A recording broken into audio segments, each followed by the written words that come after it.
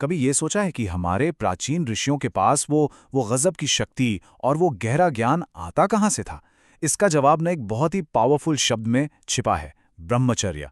तो आज हम इसी प्राचीन रास्ते के रहस्यों से पर्दा उठाने वाले हैं। तो सवाल ये उठता है कि क्या ये सब सिर्फ कहानियां हैं या हमारे पुराने ग्रंथों में सच में परम शक्ति का कोई राज छिपा है। आखिर वो कौन सी चाबी थी जिसे वो इतना इतना जरूरी मानते थे। देखिए, इसका जवाब हमें सीधे सोर्स से मिलता है। हम यहाँ कोई अंदाजा नहीं लगा रहे, कोई हवा में बात नहीं कर रहे। हम सीधे उन शास्त्रों की गहराई में उतर रहे हैं जिन्होंने सदियों से इस ज्ञान को संभाल कर रखा है।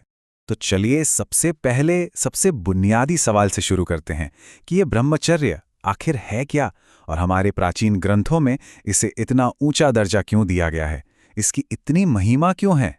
देखिए, ब्रह्मचर्य का मतलब सिर्फ ना कहना नहीं है, ये तो एक पूरी लाइफस्टाइल है। सेल्फ डिसिप्लिन यानी आत्म अनुशासन की एक जागरूक अवस्था।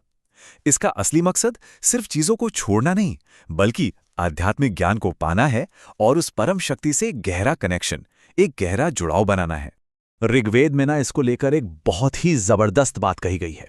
ब्रह्मचारी जब चलता है तो वो लोगों को गतिमान करता है, वो खुद देवताओं का ही एक अंग बन जाता है। सोचिए जरा, इसका मतलब ये सिर्फ किसी इंसान का चलना नहीं है, ये तो एक कॉस्मिक फोर्स है, एक ब्रह्मांडीय शक्ति है जो एक्शन में है। और ये कॉन्सेप्ट इतना पावरफुल है कि इसे सीधा देवताओं से जोड़ा गया है। तो सवाल फिर वही उठता है कि ग्रंथों के हिसाब से देवताओं की उस असीम शक्ति का क्या राज था। और अथर्ववेद में तो एक हैरान कर देने वाला दावा किया गया है, ब्रह्मचर्य और तप से देवताओं ने मृत्यु पर विजय प्राप्त की। ये सिर्फ लंबी उम्र या अच्छी सेहत की बात नहीं हो रही है, ये तो सबसे बड़ी रुकावट, सबसे बड़ी सीमा यानी मौत को भी पार कर जाने की शक्ति की बात हो रही। तो ये समझना बहुत जरूरी है कि ब्रह्मचर्य का मतलब सिर्फ एनर्जी को रोकना नहीं है। नहीं, इसका मतलब है उस एनर्जी को एक बड़े मकसद के लिए, एक हायर पर्पस के लिए एक नई दिशा देना। उसे आप कह सकते हैं कि एक ठहरे हुए तालाब से एक गरजती हुई शक्तिशाली नदी में बदल देना। अच्छा, लेकिन ये जो कॉन्सेप्ट है ये सिर्फ देवताओं या बड़े बड़े मिथिकल हीरोज के लिए नहीं था। इसका एक बहुत ही जमीन से जुड़ा हुआ एक प्रैक्टिकल एप्लीकेशन भी था, खासतौर पर एक स्टूडेंट की जिंदगी में, उसकी ज्ञान की यात्रा में। हमारे ग्रंथों में ना ज्ञान हासिल करने वाली स्टूडेंट के लिए साफ साफ कुछ नियम बताए गए हैं।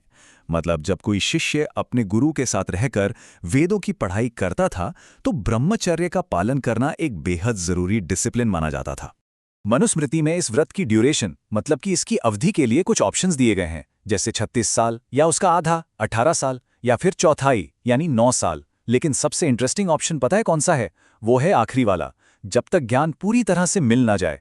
ये दिखाता है कि फोकस सख्त नियमों पर नहीं बल्कि मास्टरी हासिल करने पर था, ज्ञान के लिए एक सच्चा डेडिकेशन। ये सब हमें एक बहुत ही बड़े सवाल पर लाकर खड़ा कर देता है कि जिंदगी के इतने सारे स्टेजेस, इतने सारे रास्तों में से आखिर ब्रह्मचर्य को ही सबसे ऊपर क्यों रखा गया? ऐसी क्या खास बात है इसमें? और हमारे शास्त्र ना इस सवाल का बिल्कुल सीधा जवाब देते हैं। वो साफ साफ कहते हैं ब्रह्मचर्य आश्रम सबसे बड़ा और सबसे अच्छा है। ये कोई गोलमोल बात नहीं है, ये एक क्लियर डिक्लेरेशन है। पर सवाल है क्यों? सोचिए, एक फाउंडेशन, एक नींव क्या करती है? वो पूरी इमारत को सहारा देती है ना? तो आखिर वो क्या चीज है जो ब्रह्मचर्य को बाकी सब चीजों के लिए एक मजबूत बुनियाद बना देती है? इसका जवाब इसके कोर नेचर में ही छिपा है। देखिए, ब्रह्मचर्य को 3 बहुत जरूरी गुणों की जड़ यानी रूट माना गया है। वो हैं तप, ज्ञान और आत्मसंयम। और ये तो हम सब जानते हैं कि किसी भी पेड़ की टहनियां तभी फल फूल सकती हैं जब उसकी जड़ें मजबूत हों।